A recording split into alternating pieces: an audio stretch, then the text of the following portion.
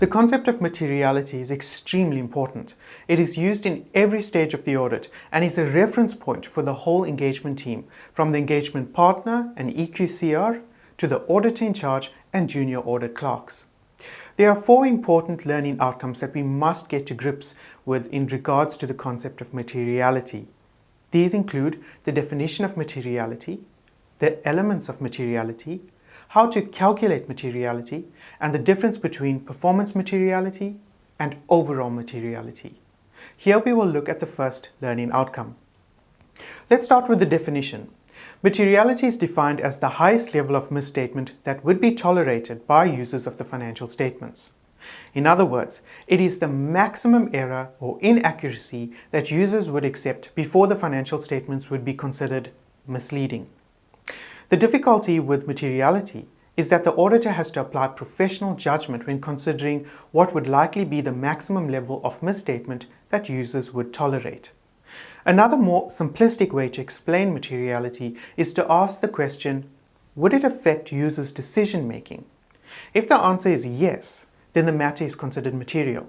If not, then it is obviously not material. For example, Entity A applies for finance from Bank B.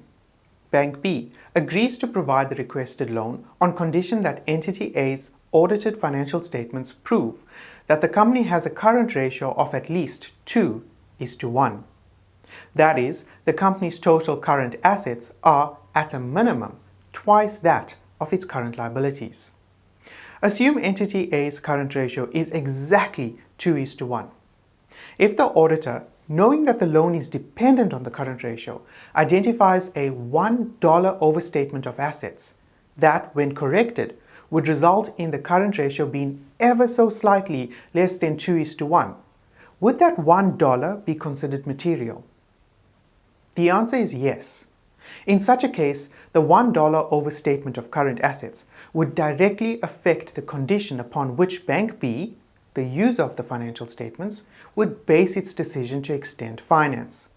The auditor knows that Bank B is going to rely on the ratio and the financial statements, and so the amount is material. To recap, there are 4 learning outcomes for the concept of materiality. Here we look at the first, which is the definition of materiality.